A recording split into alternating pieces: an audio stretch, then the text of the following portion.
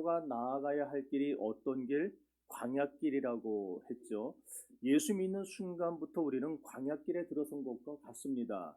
문제는 우리 옛 주인이 광야길에 들어선 우리를 쉽게 다시 사로잡을 줄 알고 집요하게 우리를 쫓아다닌다는 게 문제입니다.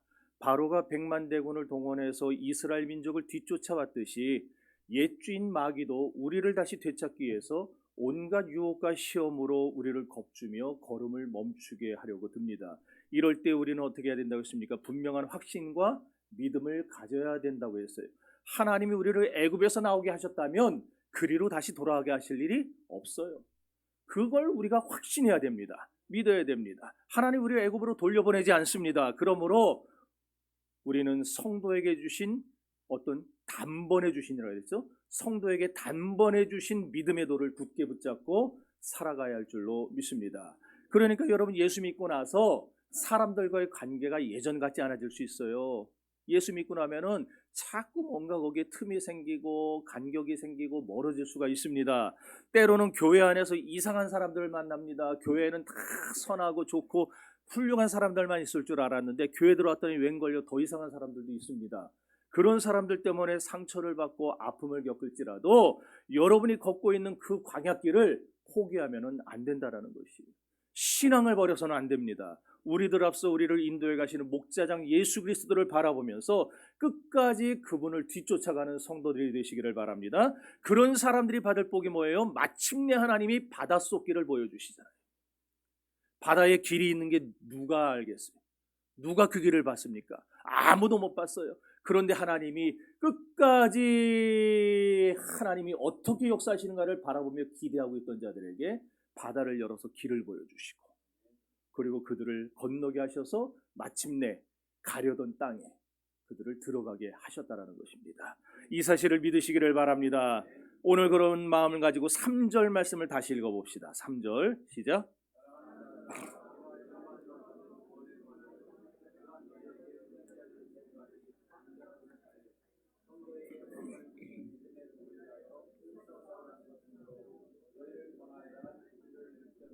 아멘. 여기 힘써 싸우라라는 말이 나오죠. 이게 에파고 니조마이라는 단어입니다. 성경 전체에서 딱 여기만 나와요. 한 번 나오는 단어입니다. 한 번 딱 나와요. 뜻이 뭐냐면은 계속해서 싸우라는 거예요. 계속해서 싸우라. 그럼 왜 그렇습니까? 왜 우리가 계속해서 싸워야 됩니까? 4절에 그 대답이 나옵니다. 4절. 이는 가만히 들어온 사람 몇이 있음이라.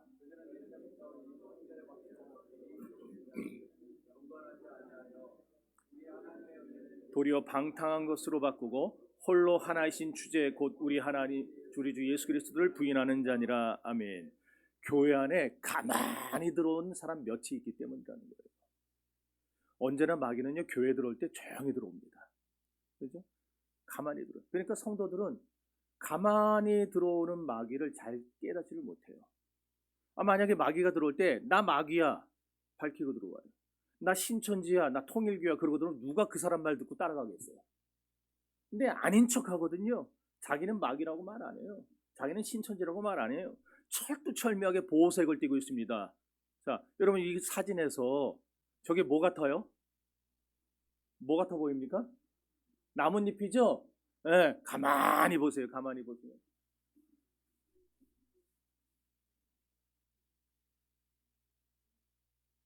뭐예요?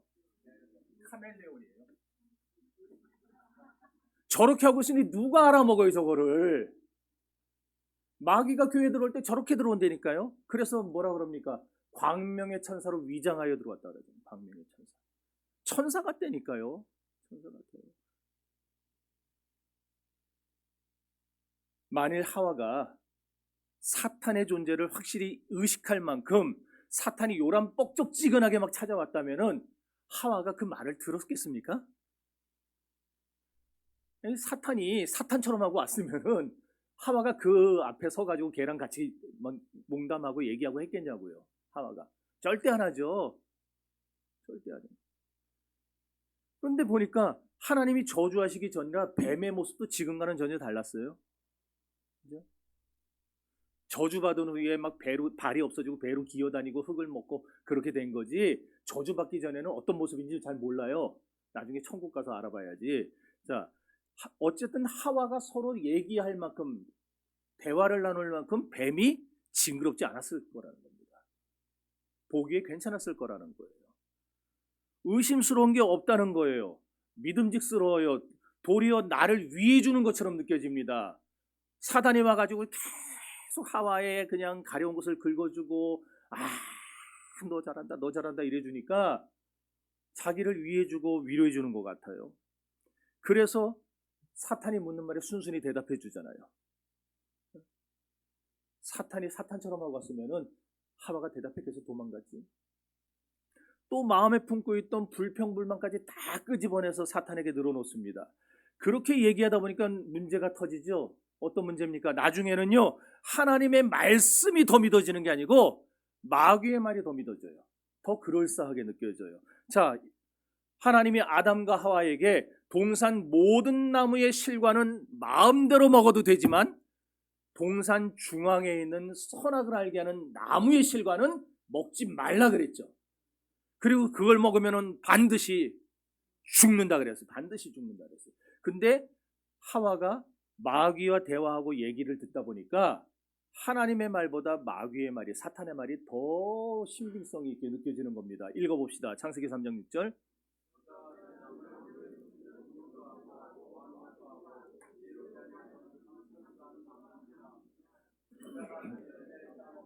자기와 함께 있는 남편에게도 주매 그도 먹은지라. 아멘. 사람이 시험에 들면 이렇게 되는 거예요. 하나님의 말씀이, 그전에는 하나님의 말씀이 가장 신뢰가 있고 가장 믿어지고 하나님의 말씀 아니고서는 내가 어느 것도 내가 따라가지 않겠다 그래 놓고는 시험 들기 시작하면은 하나님의 말씀보다 자꾸 딴 게 더 신빙성이 있어요. 그 소리가 자꾸 귀에 쏙쏙쏙 들어와요. 당장 눈앞에 좋은 것들만 보이기 시작합니다. 이렇게 교회에 가만히 들어온 몇 사람들이 어떤 사람들이었느냐? 경건치 않은 자들이었대요. 하나님을 두려워하지 않는 자들이라는 겁니다. 외부 강사 가서 설교할 때는 하나도 안 좋은 분들이 이상하게 내가 설교할 때 좋아요. 안티프라민을 갖다가 놔야 되겠어. 그래, 하나님을 두려워하지 않으니까 무슨 일을 합니까? 뒤에서 수군수군대요. 그리고 교인들 사이에 들어가서 마귀가 하와에게 했듯이 자꾸 불평불만이 터져나오도록 유도를 합니다. 근데 4절을 가만히 보세요. 다시 보세요. 이런 사람들은 판결을 받기로, 이미 받기로 다 예정되어 있는 자들이에요. 이런 가만히 들어온 사람들의 특징이 나오는데 뭐냐면 따라합시다. 하나님의 은혜를 도리어 방탕한 것으로 바꾼다. 우리가 예전에 사용하던 개역성경은 색욕거리로 바꿨다 그렇게 표현을 했어요. 번역을 했어요. 색욕거리란 말은 무절제한 욕망을 말해요. 방탕, 호색함, 뻔뻔함을 말합니다. 뻔뻔한 사람, 교회 다니면서 뻔뻔하면 안 돼요. 뻔뻔한 사람들이 바로 가만히 들어온 사람들의 특징이라는 거예요. 이걸 다 한마디로 하면 무법주의입니다. 법이 없어요, 법이. 그냥 자기가 법이에요. 지난주에 영지주의를 말하면서 영지주의는 이원론을 주장한다고 했었죠. 기억나시죠? 그래서 영혼의 구원은 하나님의 은혜로 받는 것이고 육체는 어차피 뭘 해도 심판받는다라는 거예요. 걔네들은. 그러니까 육체는 어차피 심판받을 거, 아무리 해도 심판받을 거, 율법의 구애됨이 없이 육체는 무슨 짓을 해도 상관없다. 이게 영지주의였어요. 그러다 보니까 자연스럽게 어디 빠진다 그랬어요? 방탕한 생활에 빠지게 되는 것이죠. 이렇게 가만히 들어온 자들이 하나님의 은혜를 방탕한 것들로 바꿔버리기 시작한 겁니다. 그래서 교회 안에 자꾸 음란이 들어오게 만들고 교회 안에 자꾸 말씀을 사라진 그 자리에 세상의 것들이 자꾸 자리를 채우도록 만들어버리는 거예요. 뿐만 아니라 가만히 들어온 자들은요, 그리스도를 부인하는 자들이라고 했어요. 홀로 하나이신 주제 곧 우리 주 예수 그리스도를 부인하는 자니라. 우리 성경에는요 예수 그리스도만 나옵니다. 홀로 하나이신 주제 곧 우리 주 예수 그리스도 이렇게 나와요. 그런데 킹제임스 버전이라고 있어요. 영어 성경에. 킹제임스 버전에서는요 어떻게 나오냐면은 홀로 한 분이신 주 하나님과 그리고 우리 주 예수 그리스도 이렇게 구분합니다. 그러니까 성부와 성자를 구분해서 번역을 했다는 거예요. 그러니까 마귀가 가만히 들어와서 그리스도만 부인하는 게 아니고 결국 하나님도 예수님도 성령님도 다 부인하는 짓거리를 해요. 그 다음에 5절에 가보면은요, 허락하신 땅을 향해 나아가는 중에 많은 사람이 약속의 땅을 밟지 못하고 광야에서 죽게 된 사건을 다시 생각나게 하려 한다, 이렇게 말씀합니다. 5절 읽어봅시다.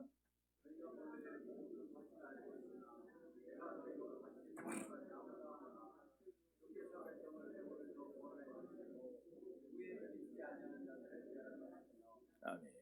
그렇다면 유다는 왜 그 사건을 굳이 다시 꺼낸 걸까요? 지금 이때로부터 유다가 이 성경을 쓰기 전에 벌써 1600년 전 얘기인데 왜 그때 사건을 다시 끄집어내서 우리에게 이걸 생각해봐라 그런 걸까요? 하나님의 은혜로 애굽에서 해방되어 나오는 것, 은혜죠. 분명한 은혜죠. 그런데 더 중요한 은혜는 뭐냐? 우리가 해방되어 나온 다음에 하나님이 약속한 땅으로 들어가는 게 더 큰 은혜입니다.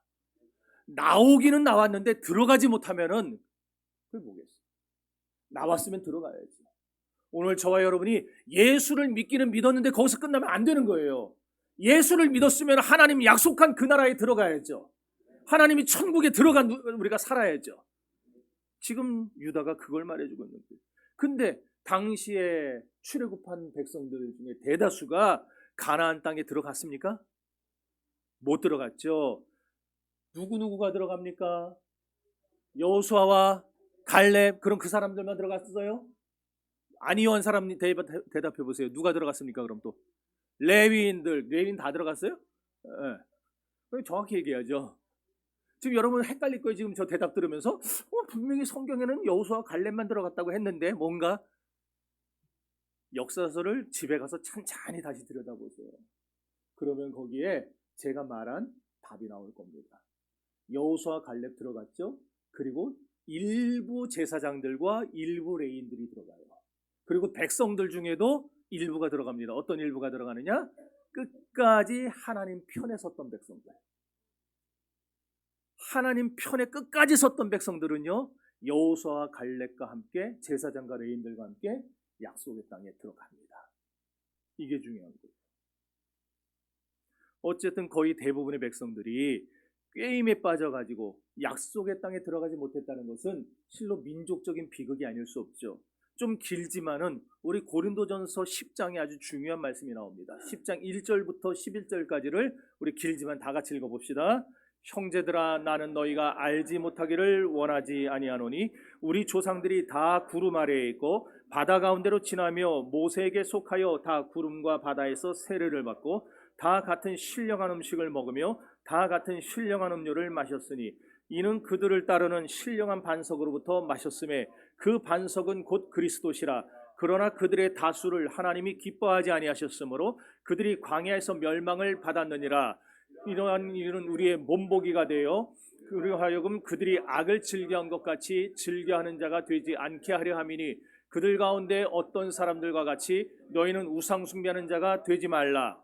기록된 바 백성이 앉아서 먹고 마시며 일어나서 뛰논다 함과 같으리라. 그들 중에 어떤 사람들이 음행하다가 하루에 23,000명이 죽었나니 우리는 그들과 같이 음행하지 말자. 그들 가운데 어떤 사람들이 주를 시험하다가 뱀에게 멸망하였나니 우리는 그들과 같이 시험하지 말자. 그들 가운데 어떤 사람들이 원망하다가 멸망시키는 자에게 멸망하였나니 너희는 그들과 같이 원망하지 말라. 그들에게 일어난 이런 일은 본보기가 되고 또한 말세를 만난 우리를 깨우치기 위하여 기록되었느니라. 아멘.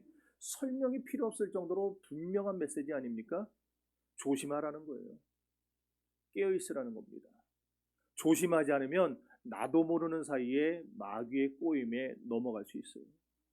넘어가고 싶어서 넘어가는 사람 없습니다. 듣다 보니까 넘어가는 거예요. 그런 경우 없으세요? 옛날에는 많았는데 전철 타면은요. 여러분 오늘 제가 여러분 앞에 가지고 나온 이 물건은 이러면 하는 분들 있었어요? 없었어요? 분명히 그냥 꺼냈을 때 딱 보면은요 허접해 보여요. 단돈 1,000원에 3개 드립니다 할 때 그 3개 좋은 물건은 1,000원에 3개 팔겠어요? 회사가 망했어도. 근데 듣다 보면은 제가 그랬더니까 이야, 저런 게 있네. 그래서 사갔다가 혼난 적이 많아요. 처음부터 안 빠져요. 자꾸 듣다 보면은 거기 빠지는 겁니다. 여러분, 마귀의 시험에 빠져서 넘어져 쓰러지지 마시기를 바랍니다. 자, 오늘 본문으로 다시 돌아와서 10절과 11절 읽어봅시다. 이 사람들은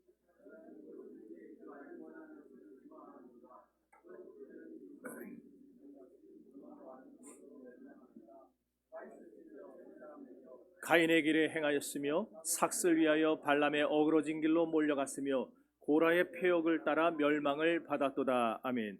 여러분, 이성 없이 짐승처럼 본능대로 사는 삶은요, 저주받은 삶입니다. 짐승처럼 사는 게 좋아 보이세요? 행복해 보이세요? 그건 저주받은 삶입니다. 여기 가인의 길이 나옵니다. 가인의 길이 뭐예요? 시기심 때문에 자기의 동생 아벨을 쳐 죽인 패륜 범죄죠. 그럼 발람의 어그러진 길은 뭘까요? 돈을 위해서 거짓으로 예언하고 그렇게 살다가 멸망한 사실을 말합니다. 고라의 길은 뭡니까? 하나님에 대한 불평과 반역의 길이었습니다.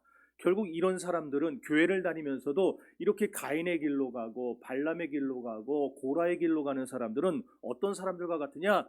바람에 불려다니는 구름과 같다고 했어요.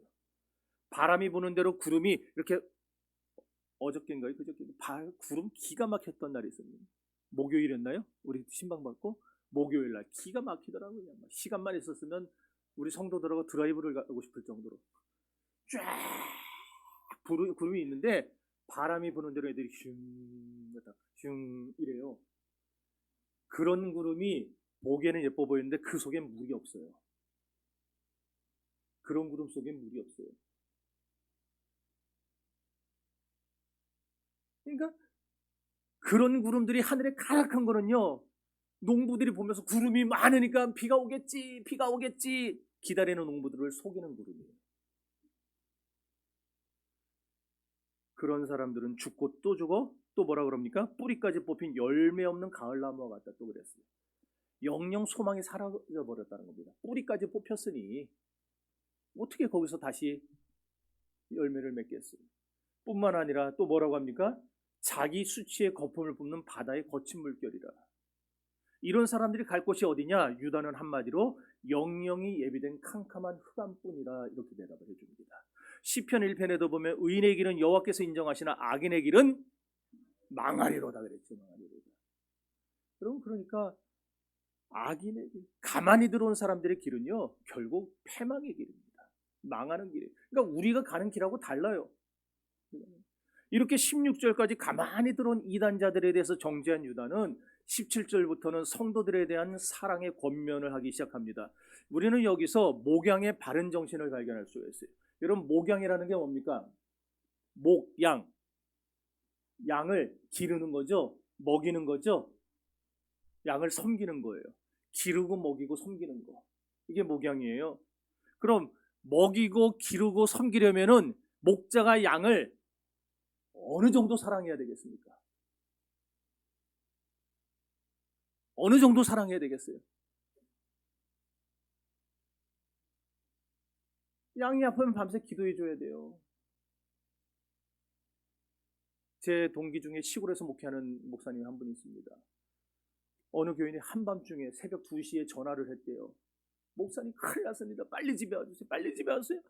엉엉 울면서 전화를 했대요. 그래서 목사님이 무슨 큰일 난 줄 알고 그냥 막 제대로 씻지도 못하고 달려갔더니, 왜 그런지 아세요? 소가 밥을 안 먹는다고. 소가 밥을 안 먹는다고, 우리 소가 어디 아픈 것 같다고 기도 좀 해달라고 새벽 2시에 가가지고 소를 위해 기도해주고 갔답니다. 근데 그렇게 가요, 목사들은. 안 그러면은 목양을 못해요. 먹이고 입히고 기르고 사랑하는 마음이 없으면, 섬기려는 마음이 없으면 목양 죽어도 못합니다. 이거 힘들어서도 못하고 먹고 살기 어려서도 못하고 정말 못합니다. 섬기려고 하는 거예요. 이 사랑이 있어야 가능한 거예요. 사랑이 있어요. 그래서 지금 유다가 뭐라 그러는 거예요? 지금 17절 한번 보세요. 사랑하는 자들아. 그렇죠? 20절에도 보면 또 사랑하는 자들아. 또 그래요.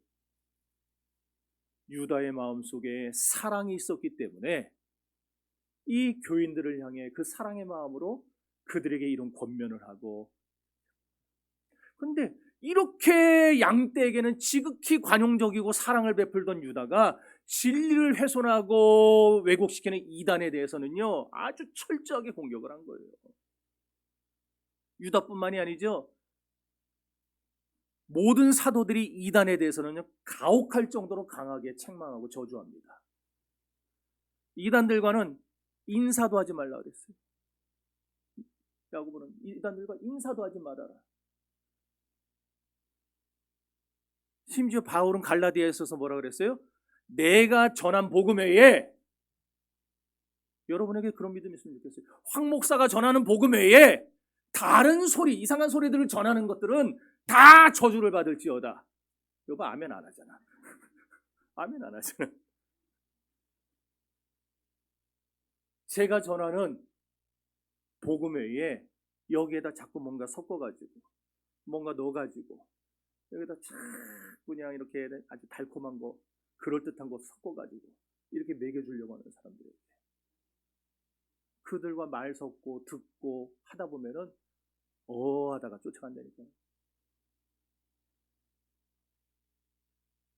그럼 사도들이 그런 이유가 뭐예요? 자기가 목양하는 양육하는 그 성도들에게는 간이라도 빼줄 듯이 사랑을 베푸는데, 이단들에 대해서는 그 이단들이 어떤 이단들이 지금 같이 교회에서 신앙생활하고 있는 이단들이에요. 그들에 대해서는 아주 가혹하게 저주를 받으라고 선언을 하고 있어요. 왜 그러는 거예요? 그들 때문에 지금 하나님의 백성들이 상처를 입게 되고 그들이 잘못된 길로 들어서서 구원에서 탈락하는 일이 벌어질까봐 무한한 책임감을 가지고 자기 양떼들을 지키기 위해서 그 깊은 관심을 가지고 그렇게 말을 하는 거예요. 아까 우리가 4절에서 이단들은 교회에 가만히 들어온다 그랬어요.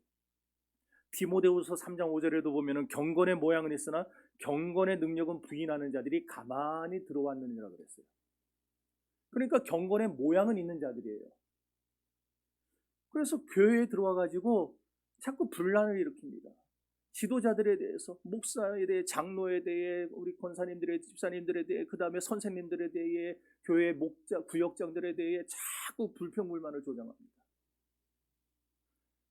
진짜 신자가 되어야 되는데 그러지를 않고 신자 흉내만 내고 다니는 거예요. 경건의 모양은 있는데 능력은 없어요. 늘 말뿐이라는 겁니다. 말은 잘합니다. 이건 이렇고 저건 저렇고 하지만 막상 자기는 실천하려고 하진 않아요. 말씀은 내가 먼저 실천하라고 주신 건데 나는 실천할 생각 안 하고 다른 사람에게만 적용을 하고, 이게 경건의 모양은 있는데 능력은 없는 자들입니다. 그런데 19절 보십시오. 자, 이렇게 19절 여러분 여기 안 나와요? 성경 보세요. 이런 사람들, 이런 경건의 모양은 있는데 능력은 없는 사람들은 분열을 일으키는 자랍니다. 분열을 일으키는 자들. 또 육에 속한 자들이래요. 성령이 없는 자들이랍니다. 그래서 이런 사람들이 어떻게 돼요? 바른 지식에, 진리의 지식에 이를 수 없다. 그렇게 말을 하고 있습니다. 사랑하는 성도 여러분, 마귀는 언제나 교회 안에 하나님의 자녀들 사이에 조용히 들어옵니다. 알리지 않고 조용히 들어와서 그 뒤에서 역사하는 거예요. 그러므로 여러분들은 늘 깨어 분별하셔야 됩니다. 깨어 있으시기를 바랍니다. 양들이요, 평소에도 해발 한 300m 정도의 높은 곳에서 풀을 뜯어 먹고 살아요. 그래서 우리나라에도 양떼 목장들이 높은 데 있잖아요. 낮은 데 없어요. 애들이 더워서 못 살아요. 낮은 데 있으면. 그런데 한참 더위가 기승을 부리는 요번 여름 같은 때, 그럴 때에는요 양들을 끌고 목자가 더 높은 곳으로 올라간답니다. 지금 있는 곳도 높지만 여기도 더워서 안 되니까 더 높은 곳으로 올라간대요. 그러면은요 우리나라 같이 그렇게 뭐 괜찮은 양떼 목장을 잘 깎아놓고 풀로 덮여 있는 곳이라면은 좀 괜찮지만 이스라엘의 산들은 그렇지 않잖아요. 그걸 막 올라가려니 양들이 힘이 들어야 안 들어요? 들겠죠. 힘들면 자연히 뭐가 나와요? 불평이 나오죠. 그러니까 양들이 불평하는 거예요. 우리 목자 왜 저러냐 막 이러면서 갑자기 정신 나간 거 아니야? 우리 다 죽이려고 작정했냐 막 이래요. 그런데 그 힘든 길을 다 통과해가지고 산 위에 딱 오르면 어떤 게 펼쳐지는지 아세요? 앞에 그냥 상을 펼쳐놓은 것처럼 초장이 쫙 펼쳐집니다. 그리고 시원한 바람이 코끝을 딱 때리는 거예요. 그러면 그동안에 고생했던 걸 싹 잊어버립니다. 우리도 고생해서 산에 도봉산에 딱 올라가는데 인수봉 꼭대기에 딱 올라가면은 시원한 바람 맞으면서 이야 이러는 것 같이 양들도요 그 고생하면서 온갖 불평했지만 올라가 보면은 펼쳐지는 초장을 보면서 힘든 걸 다 잊어버린대요. 이거 제 말이 아니고 학자들이 연구해서 한 말이에요. 그렇게 의심 있는 눈으로 쳐다보지 마세요. 네. 그러면 이제 조금 전까지만 해도 그렇게 불평하던 양들이 이래서 여기까지 인도한 거구나 그러면서 좋아한대요. 그러면서 걔네들이 시편 23편 5절을 암송한다고 합니다. 믿거나 말거나. 주께서 내 원수의 목전에서 내게 상을 베푸시고 기름을 내 머리에 바르셨으니 내 잔이 넘치나이다. 양들이 좋아가지고 막 그냥. 그럼 거기에 아름다운 초장에는요 근데 원수가 하나 숨어 있어요. 아름답고 먹음직스러운 풀 사이사이에 특별히 눈에 띄는 풀이 하나 있습니다. 그럼 양들이 그 풀을 먼저 먹겠다고 못 보던 거잖아요. 그 풀을 먼저 먹겠다고 막 달려간대요. 그러면은요 목자가 양들보다 더 빨리 뛰어가지고 먼저 가서 그걸 확 뽑아버려요. 그럼 양들은 이유를 또 몰라요. 저게 왜 저러나. 그러니까 또다시 불평하는 거예요. 아니 진짜 우리가 가만히 있으니까 우리가 가만히도 보이나 막 이러면서 참 뭐 데모라도 해야 되나 그러는 거예요. 그런데 양들은 몰라도 목자는 알거든요. 그 풀이 겉보기에는 맛있어 보이지만 그 풀을 먹는 날에는 온몸이 마비되어서 서서히 죽어간다는 걸 알아요. 왜? 그 풀이 바로 독초니까. 양들은 몰라요. 괜찮아 보여요. 먹음직스러워요. 저거 먹으면 좋을 것 같아요. 그래서 먹겠다고 달려드는데 목자는 그 사실을 아니까 양들보다 더 빨리 뛰어서 그걸 뽑아버리는 거예요. 주님의 교회도 마찬가지입니다. 목회자가 성도들을 사랑한다는 사실을 성도들은 잘 모르는 것 같습니다. 아십니까? 네, 감사합니다. 저는 여러분이 하는 일에 대한 전문적 지식이 없어요. 우리 교회에도요. 우리 이복훈 집사님, 김신곤 사님 하시는 일들이 있잖아요. 그 사업들. 저더러 그거 하라고 하면 내가 그거 하겠습니까? 저는 그런 전문적인 지식이 없어서 못해요. 또 어떤 분들은 어디다 투자하면 돈을 좀 벌겠냐 물어보는데 그걸 내가 알았으면 벌써 내가 재벌됐지. 그렇잖아요. 저는 거기에 대해서 몰라요. 그런 거는요. 그런 걸 잘하는 사람들하고 상담을 하셔야 돼요. 그런 거 잘하는 사람들하고. 기껏해야 저는 그 사람들이 와서 하는 얘기를 들어주는 거에 불과합니다. 들어주고 그렇습니까? 그렇습니까? 그냥 이거에 끝나요. 저는 병이 난 사람이 어디가 병이 났는지 어떤 약을 처방해야 되는지 낫게 하는지를 모릅니다. 그런 거는 전문적인 지식을 가진 의사를 찾아가야죠. 그런데 영적인 생활에 있어서만큼은 그것도 여러분이 하고 있는 신앙생활에 대해서만큼은 저만큼 여러분에게 관심을 갖고 있는 사람은 없습니다. 여러분이 그것을 의심하지 말고 믿으셔야 됩니다. 여러분의 영적 성장에 저는 누구보다도 관심이 많습니다. 그러니까 다른 거는 몰라도 제가 하는 영적인 지도에 대해서만큼은 여러분은 저를 믿고 따라와 주셔야 됩니다. 네. 얼마 전에 우리가 요한 2서에서도 요한 1, 2, 3서 다 했죠. 요한 2서에서도 봤지만 형제들이 와서 내게 있는 진리를 증거하되 내가 진리 안에서 행한다는 말을 듣는 것보다 더 큰 즐거움이 없도다 그랬어요. 요한 사도가. 여러분이 진리 안에서 성장해 나가는 걸 보는 것보다 목사에게는 더 큰 기쁨이 없습니다. 여러분이 믿음 안에서 하루하루 다르게 성장해 나가고 믿음이 깊어지는 것보다 더 기쁜 일은 없는 거예요. 그게 오늘 유다가 말하는 성도에 대한 목양의 기본 정신입니다. 사랑입니다. 그게 없어지면 저에게 만약에 그 마음이 옅어지고 사라지면 전 목회 때려쳐야죠. 그러면서도 계속 목회하는 거는 좀 가증한 겁니다. 바로 이게 심령을 맡아 책임지고 지도하는 목회자의 마음입니다. 사랑하는 성도 여러분, 제가 언제나 마음이 쏠려 있는 것은 여러분의 심령 상태입니다. 여러분이 진리 안에 거하는가 아닌가에 관심이 있습니다. 그래서 진리 아닌 어떤 교리들은, 어떤 얘기들은 잘못된 거니까 듣지 말라고 합니다. 때로 조심하라고 합니다. 애초에 그냥 딱 막아버려요. 다른 유튜브 듣지 말라고. 그리고 자꾸 성경책 갖다 주고 쓰라고 그러고, 성경 읽으라고 막 오늘도 주일 아침에 목자들한테 보내줬죠.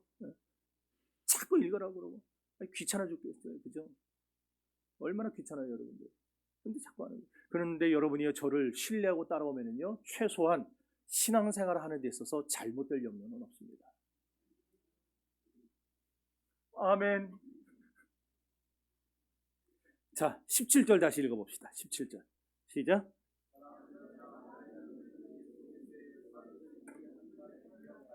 아멘.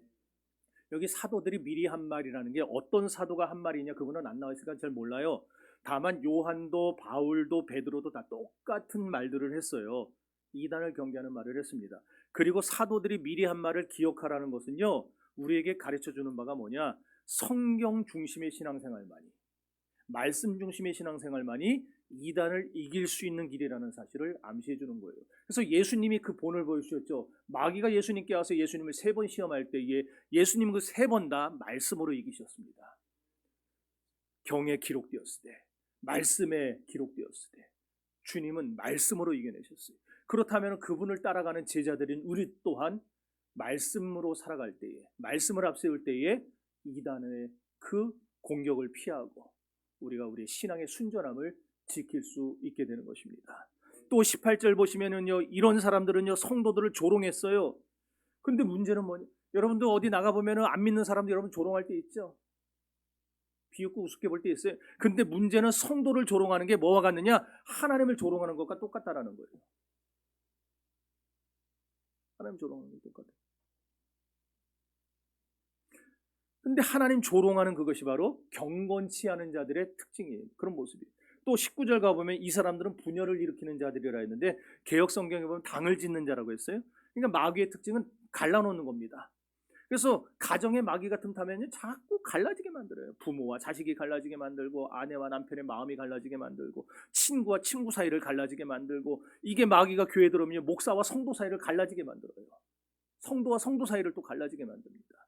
나아가서 궁극적으로 하려는 짓을 합니다. 뭐냐, 하나님과 우리 사이를 갈라놓습니다. 아닌 것 같습니까? 여러분, 하나님과 아담 하와를 누가 갈라놨습니까? 하나님과 욥을 누가 갈라놓으려고 했습니까? 마귀가 있어요. 하나 되게 하는 일은 누가 하는 일이냐? 하나님의 자녀들이 하는 일입니다. 그래서 바울이 말했죠. 너희는 성령이 하나 되게 하신 것을 힘써 지키라. 우리는 하나 되는 것을 지켜야 돼요. 그러나 갈라놓는 것은 마귀의 자녀가 하는 짓입니다. 하나님의 자녀가 되어 서로 하나 되기를 힘쓰는 우리 더 함께가 되시기를 주의 이름으로 축원합니다. 19절 다시 읽어봅시다.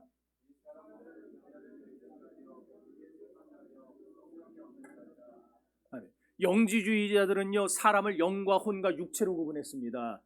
데살로니가전서 5장 23절에 그와 비슷한 예가 나오기는 하는데, 이걸 발전시켜서 영적인 사람, 육적인 사람, 그 다음에 혼적인 사람 이렇게 나눴어요. 그러면서 자기들은 가장 최고 수준인 영적인 사람들이고 나머지는 혼적인 사람, 그리고 더 나쁜 사람은 육적인 사람 그랬어요. 근데 유다는 지금 뭐라 말하느냐면은 너희 영지주의자들이야말로 가장 동물적이고 육적인 자들이다, 그렇게 말하고 있는 거예요. 그러므로 여기 육에 속한 자라는 말은 동물적인 정욕의 지배를 받는 자를 말합니다.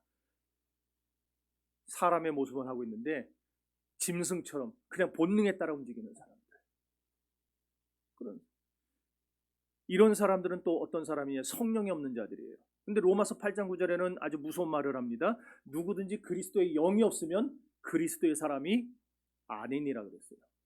그러니까 성령이 없으면 하나님의 사람이 아닌 거예요. 근데 오늘 이들을 보고 뭐라 그러는 거예요? 성령이 없는 자니라고 그럽니다. 그러니까 이들은 하나님의 사람이 아닌 겁니다. 그러니까 교회 안에 들어와 있어도 하나님의 사람이 아닌 자들이 있을 수 있다는 거예요. 이게 무서운 겁니다.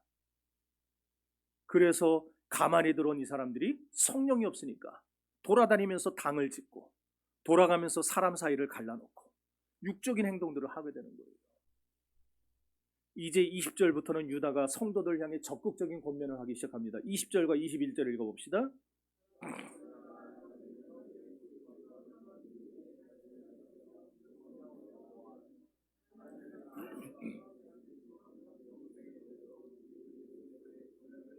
아멘. 여기 지금 그대로 놔둬보세요. 세우며 기도하며 기다리라, 세 가지 단어가 지금 앞에 나왔네. 세 가지 단어에 지금 색칠을 했어요. 요 세 가지 단어는 전부 문법적으로 보면 현재 분사형입니다. 그러니까 지금도 계속되고 있는 거예요. 유다가 이 말을 하던 1세기 그리스도인들에게 이 말을 할 때 그때서부터 지금까지 계속되어 오고 있는 행동들을 말하는 거예요. 그러니까 이런 거죠. 우리에게 하는 얘기입니다. 21세기에 살아가는 더함교회 성도들이여, 너희는 너희의 거룩한 믿음 위에 자기를 건축해가며 세우며 성령으로 기도해가며 영생에 이르도록 주님의 긍휼을 기다리면서 하나님의 사랑 안에서 자기 자신을 지켜라, 이 말을 하고 있는 거예요. 이 구절의 핵심 주제는 자기를 지키는 겁니다. 자기를 지키는 거. 그럼 자기를 지키는 방법으로 세 가지가 나온 거예요. 세우며 기도하며 기다리라. 우리를 세우는 길은, 우리를 지키는 길은 우리 자신이 하나님 앞에서 나를 세우고, 성령 안에서 나를 세우고, 성령 안에서 기도하고, 그리고 주님의 긍휼을 기다리는 것. 이걸 통해 우리가 나 자신을 지킬 수 있다는 거예요. 성도 여러분, 오늘날 마지막 시대입니다. 정말 마지막 시대입니다.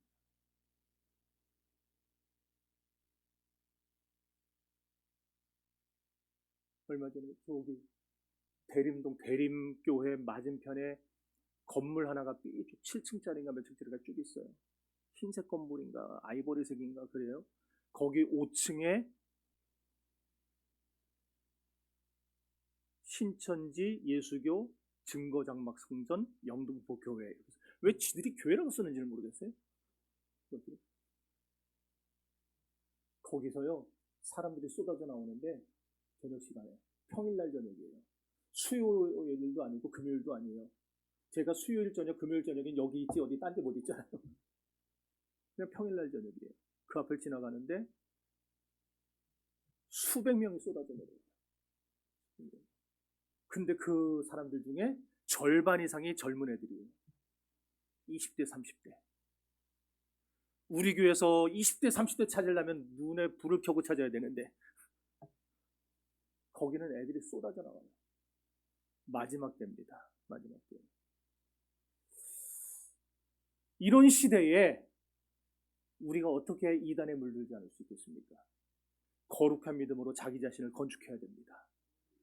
이단자들에게는 성령이 없어요. 그러나 성도에게는 성령이 계십니다. 주님이 그러셨잖아요. 내가 내 안에 있고 내가 내 안에 있고. 우리 주님은 우리 안에 계십니다. 그러므로 우리 안에 계신 성령을 의지해서 기도해야 됩니다.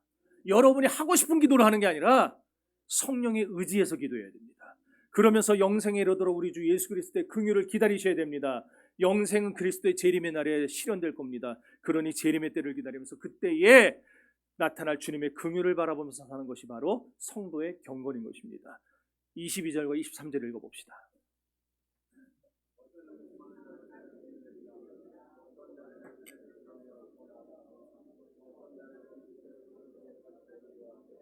두려움으로 긍휼히 여기다. 아멘.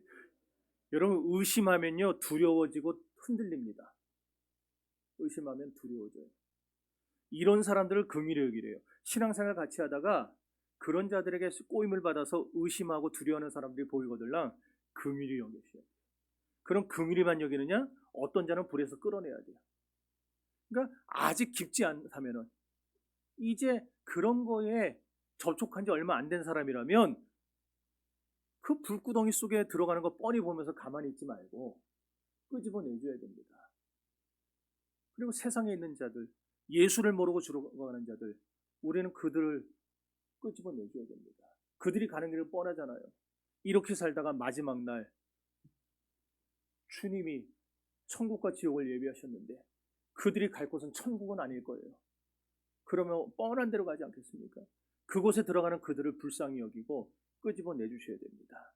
그런데 여기 또 어떤 말이 나오느냐? 그 육체로 더럽힌 옷까지도 미워하되. 이 말은 뭐냐? 육체를 더럽힌 옷이라는 말은 이미 깊이 빠져가지고 감염된 사람들, 이런 사람들에게는 두 가지 태도로 대하래요. 미움과 긍휼입니다. 이거 상반된 감정 아니에요? 미움이라는 거는 그들의 행위에 대해서 느끼는 거예요. 그러니까 그들이 하는 나쁜 짓은 미워해야 돼요, 우리가. 그러나 그 사람 자체에 대해서는 긍휼히 여겨야 됩니다. 예를 들면 자꾸 이권 주장하고 뭐 동성애 주장하는 사람들은 기독교가 동성애를 반대한다, 동성애자들을 혐오하고 차별한다 그러는데, 우리는 동성애자들을 혐오하고 차별하는 게 아니에요. 잘 아셔야 돼요. 동성애라는 죄를 반대하는 것이지, 그 일에 빠져가지고 헤매고 있는 그 불쌍한 사람들, 실제로 거기서 빠져나온 사람들이 있잖아요. 복음을 듣고. 우리는 끝까지 그들을 포기하지 말고 예수의 복음을 전해야 됩니다. 언젠가 주님이 때가 되면은 그들도 구원하실 테니까. 그러나 그들이 저지르고 있는 죄는 안 된다고 말해줘야 돼요. 근데 그 말을 못하게 우리 입에다가 미제자 글을 달라고 하는 거예요, 지금. 그냥 차별금지법 통과시켜서. 여러분, 죄는 미워하시되 죄인은 사랑하십시오. 예수님이 그러셨잖아요. 예수님이 우리를 미워하셨으면 여기 저도 없고 여러분도 없습니다. 자, 이제 마지막으로 24절, 25절 읽고 마칩시다.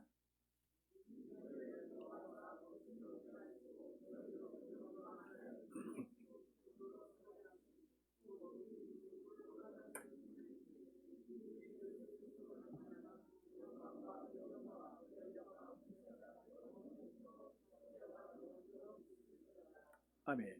지금 이 구절은 결론적인 부분인데, 지금까지 이단들에 대해서 그 무서운 힘에 대해 정죄하고 경계한 유다가 이제 결론에 들어서는요, 그런 무서운 위협부터 우리를 건져주시고 구원하시는 것이 전적으로 누구의 은혜냐?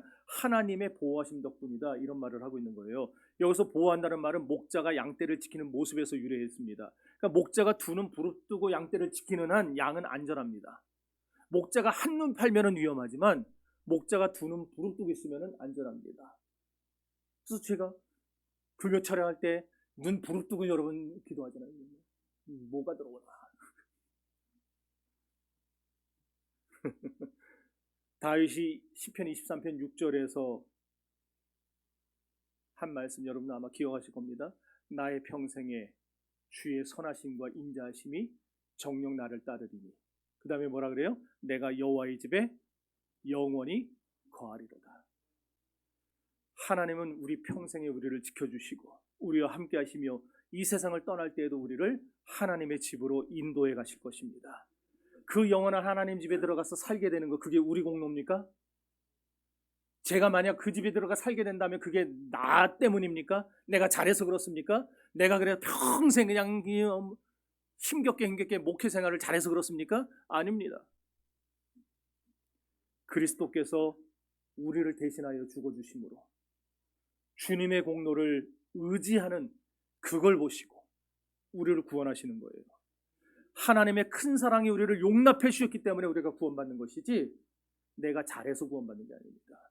이 사실을 잊지 마십시오.